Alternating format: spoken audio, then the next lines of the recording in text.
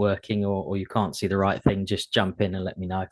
But yeah, so Football Foundation Lionesses is play fund.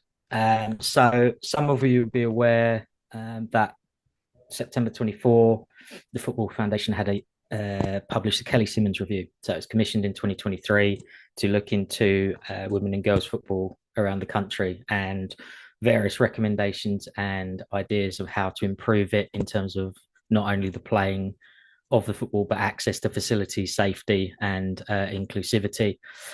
Some of the recommendations meant that we could keep to place in terms of our facilities, but one of the main things was recommendation 6.3, which was around the foundation ring fencing a budget for a new small grants program, specifically for female friendly improvements. So basically to enhance the women and girls game and accelerate what is already a very large growing game as part of the football network around the country. So the key parts to the scheme, there is a overall budget of £3 million. The maximum grant value is £25,000, and the minimum grant value of £1,500 will come onto more of that later about how that can work for you as well. But yeah, the main headline there, 75% Football Foundation funding is the max funding, up to £25,000, and we'll be asking organisations for 25% match funding. So in terms of your partnership funding, we're looking at applications meeting the criteria that we'll go through shortly. There will be guidance documents published on our website. The county FAs will share them around. So there'll be your sort of standard FAQs documents, application guidance, and then obviously the grant assessment team as well will be on hand to help our inbox as normal with any of those things you want to ask us, and anything we can just help with your application. The scheme will also involve an annual review. So we'll be looking at how we've got on with the fund, what clubs and organisations have done to deliver against it, and where we can improve going on, and hopefully, as I said, accelerate that progress for the women and girls game that is on going at the minute. So what you're more looking to hear about, the fund itself. So you may have seen some publication online and a bit of advertising, but what we're looking at here is more to do with the eligible items and areas that you can apply for. So the presentation will be available afterwards, and obviously we'll publish some more guidance and things. So don't worry too much about having to write everything down as we go along, but I will talk you through it as we have it anyway. So first category, looking at signage. So entrance signs, room signage, directional signage. So what we're looking at there is how to access facilities and where to go within facilities, essentially. External lighting and CCTV. So a huge part of enhancing facilities is around safety and making people, particularly in this case, women and girls, feel more comfortable in the facilities themselves. So car park lighting, pathways, building lights, internal, and then looking at CCTV itself. In toilets areas, we're looking at sanitary bins, hooks, improvements to lighting again, fittings including mirrors, vanity units, fans, creation of additional toilets, and provision of superloos, which is essentially where you've got a toilet sink in this one facility rather than having rooms or areas for those as well. Shower improvements, so new shower cubicles and conversion of open showers to cubicles, very much looking at taking away the old style showers and making them more in line with current safeguarding requirements. Baby change and breastfeeding facilities, so the installation of baby change product into an existing room, new baby change rooms, space for breastfeeding, expressing mothers, sink installation, and microwave sterilisation. Again, on all of the categories, there'll be more information coming on the next pages about how we'll be looking for you to apply and what we're looking for within those applications. But this, as I say, is overall headline features. Female officials and player privacy changing spaces. So specific areas for female officials rather than a designated officials room that is likely to be male orientated when it was first constructed, and female changing spaces. So separate change rooms to male change rooms. Again, primarily when facilities were originally constructed, it was probably on that basis. Change room improvements. So things like hair dryers, electrical lighting, heating, and decoration. Things within the clubhouse along the lines of coffee machines and comfortable seating areas. And then external cover spaces, looking at canopies or coverings outside the pavilion, hard standing and benches outside the pavilion as well. So we're not looking at just improving the internal side of your building. We're also looking at funding in terms of the external spaces as well, which can obviously help with parents, spectators, players, people visiting the facility having a nicer area to sit and perhaps purchase some items from the clubhouse. So, in terms of some further guidance around the criteria, and again, don't worry too much about note taking because we'll send this round. I appreciate there is a lot of information going on to be fired at you in one go. So, in terms of signage, what we're looking for is gender neutral signage. So, getting away from words like men and women, using pictograms representing toilet or urinal. So, getting away from the old style of men and women and making facilities much more inclusive as we go along. And then including signage near building entrances, identifying washrooms, change rooms, and how to find it. If you want to look up how this has been decided, there is the Sport England party wayfinding and signage requirements and rules, which is a document you can read through at a later date. In terms of external lighting, we're looking at, obviously, as we said before, lighting for car parks, pavilions, walkways between facilities, with particular attention to gradients of the walkways, steps, curbs. So highlighting areas that may prevent some safety issues, and also lighting areas so people will feel more comfortable in terms of walking between facilities and areas that may have been dark and felt unsafe in previous times. Lighting levels, you'll be looking to have some consultation with community, local authority, police, so safety balance with impact on the local area, depending on where your facility is in relation to other facilities in the area. That's sort of your consultation of how you want to go about that. Obviously, if it's quite an isolated facility, you'll have less of that necessary than if you're in the middle of housing and things like that. The lamps, the current rendering index, I won't go into what that is, but basically above 60 will give you a better visibility. If we're looking at CCTV, we want to make sure that the lighting is compatible so that by installing the CCTV and lighting, it doesn't negate the effect that the CCTV would have. And then you've got your lux levels there of what we would expect to see. All these areas we have done in consultation with our technical project managers and the technical team at the Football Foundation. So this has been sort of analysed down to what we think the key criteria is and how we can best deliver with these facilities when you're looking to invest in them. Toilets, we're looking at stalls that can accommodate more than one person supporting elderly, young, or disabled if they need assistance, as well as your single stall toilets as well. All the sinks, requirements for accessibility, lockers, hair dryers, dispensers need to be integrated in terms of allowing for any of the people with diverse needs to be able to access them, as well as anyone that doesn't fit into those categories. But also with toilets, we're looking to make them more in line with the gender neutral signage as we looked above as well. Door lock facilities indicating whether the stalls are occupied. I know that seems like a simple thing, but it does allow for a bit of an increase in safety and feeling comfortable within those facilities as well. And they also allow staff on the site to monitor whether they are occupied or if they've been occupied for a considerable period of time, whether there may be potential safety issues at all.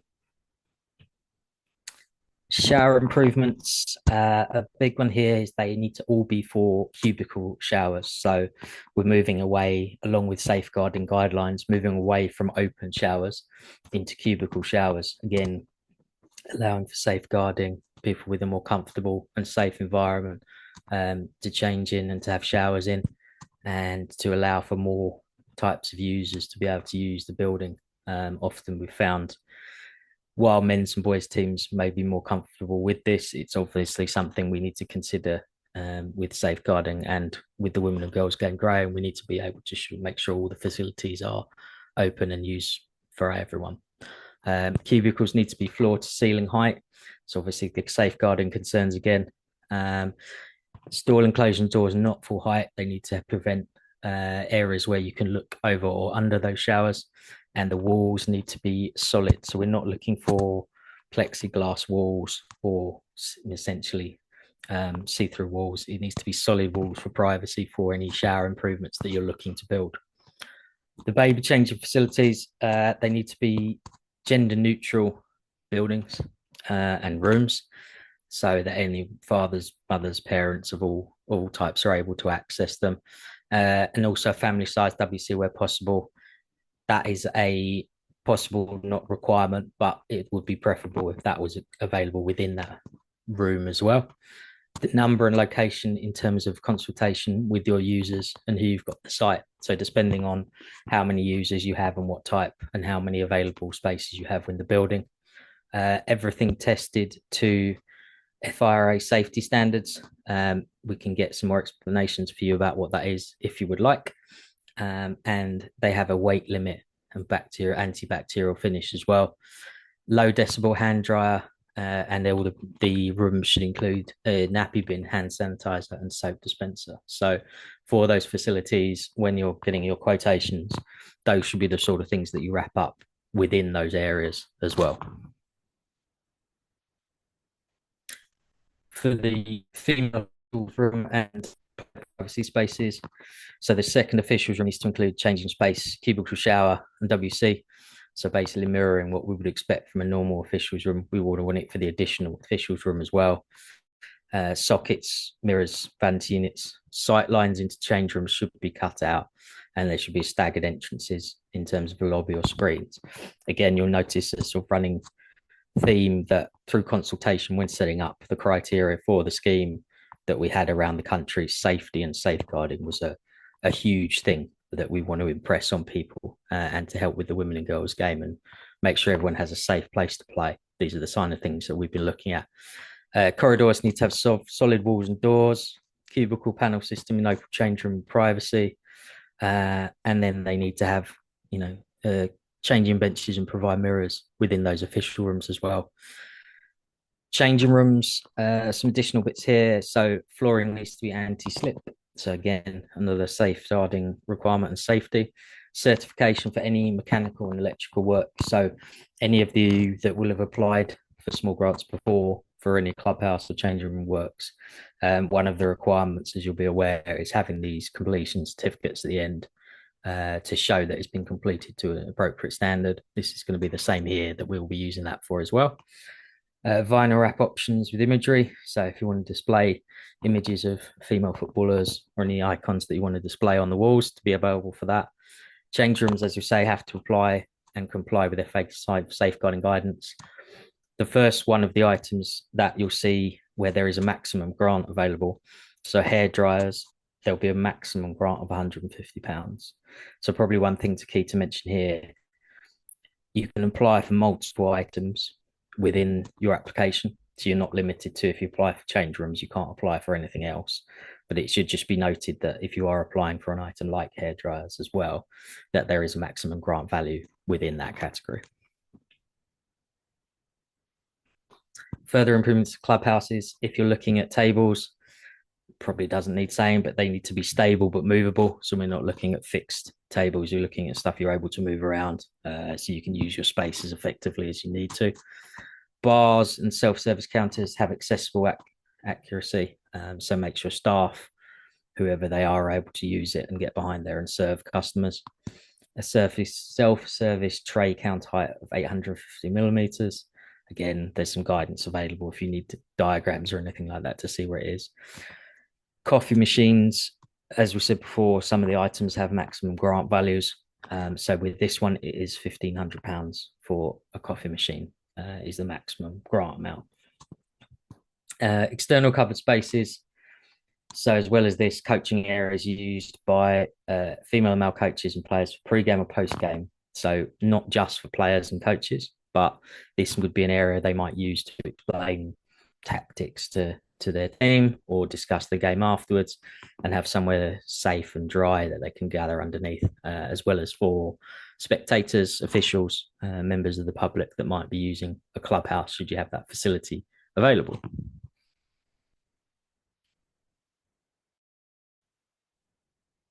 So, in terms of eligibility, there'll be some things as we go along that you'll recognise if you have applied to the Football Foundation before for the small grant scheme. That will come across and they will be the same, but there are a few key differences as we go along. So, just to have a bit of highlighted things as we go along. If you're applying for the Here to Play fund, you need to be facilitating regular organised community or grassroots football. So this can't be ad hoc or unsupervised play. We will expect you to provide evidence of this during the application. So in terms of when you explain what your facility is and who your users are, this is the area you're looking. We will be looking to consult with county FAs through these applications as well. So if you need any help with the sort of teams and the way of writing them out, I'm sure that will be available to you as well. And obviously, if we have any questions, we can answer them along the way. In terms of who can apply, it is our normal criteria. So, not for profit, football voluntary groups, local authorities, county FAs, professional club community organisations. A key one being education establishments, but they have to be providing facilities for the community. It can't be a school providing facilities for itself. It needs to be open for the community. Registered charities, not for profit companies, CSCs, and also companies limited by guarantee. So those are the eligibility types. Anything that's you feel outside that or hasn't been covered, be free to discuss as well with you. And if you want to email me about it, that's absolutely fine. Happy to take that on. People that can't apply, we're looking at individuals or sole traders, national governing bodies, commercial entities, clubs in the Premier League, Football League, or National League system, steps 1 to 6, or the women's pyramid at tier 1 to 4. We also don't provide funding for those clubs within the Welsh Premier League system. Again, as we mentioned before, if it's an educational establishment that's only providing facilities for their students, they wouldn't be eligible for this scheme. It needs to be a community access as well as just for their students. Some of the differences we're starting to come on to in terms of the scheme itself now. If you are looking to apply on the smaller scale of the application, which, as I say, minimum grant is £1,500 as 75% of a total project cost, that's fine. But if you're looking to apply for things like signage, central bins, hairdryers, or coffee machines, they can't be applied for as single items. So you would have to be combining them as part of a broader application. That we wouldn't be accepting those as an application on their own. Similar to the small grant scheme, we're looking at one application per organisation within a 12-month period. Obviously, we will on occasion consider them on a case-by-case basis, but the funding is a limited amount. So be careful to make sure you bundle your application into as much as you can between one. And then if you need to do another one, there's the 12-month period following on from that as well. But obviously we can have those discussions, but that is the general rule that we will be following.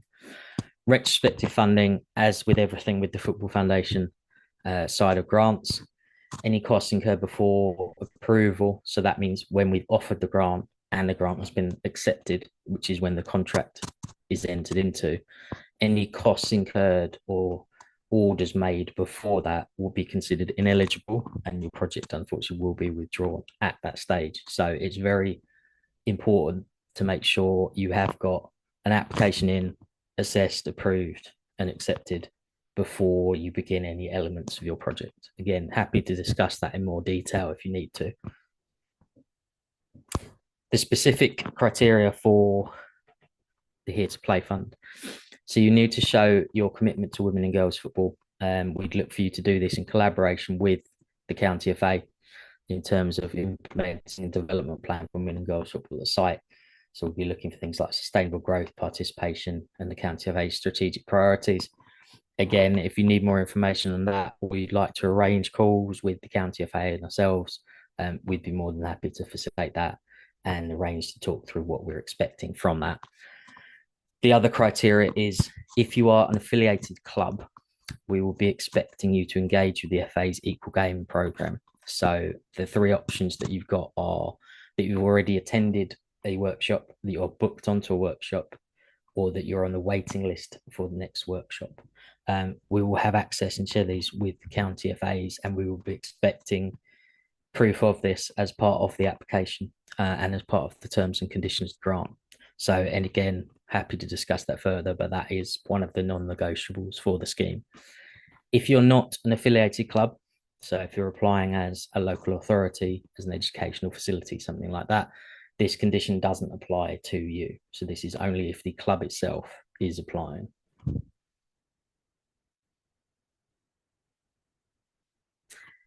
So documentation, again, some similarities in terms of the small grant scheme and other schemes that you might have seen and applied to.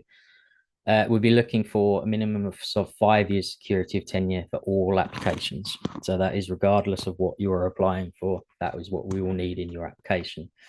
You'll need this as a document when you start your application. So whether this be a freehold document or leasehold document, we would also accept if you would to submit a joint application. That is also another option that you have available to you as well. Planning permission, there is an expectation that planning and building regulations are likely not to be required for most of the projects unless it is a full scale building works that you're looking to do. We'll still need you to make sure that you've demonstrated why you don't believe it within your application. So whether this be an official confirmation or a discussion with likely the local authority or local planning authority, we will need something in writing to say that this isn't required for your project. If it is required and it is planning permission, obviously we will need the planning permission confirmation before anything can get going. Quotes, something to note before you submit your application.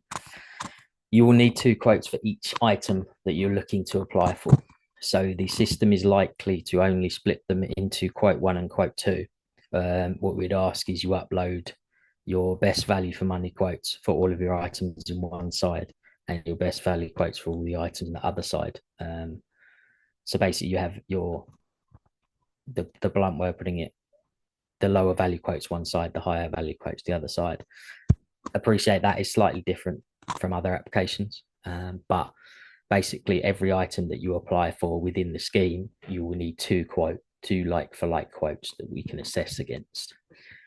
Match funding, a minimum of 25%. So the expectation is that most projects will be looking to fund at 75% with 25% partnership funding. If the project's funding requires more than our 75% over £25,000, then the organisation will be expected to fill in the missing gap beyond their 25% if required. We'll need evidence of your match funding head of submission. So whether this be a letter from your funders confirming your funding or a bank statement showing that you have the available capital for the project, that would be the types of items that we'd be looking for.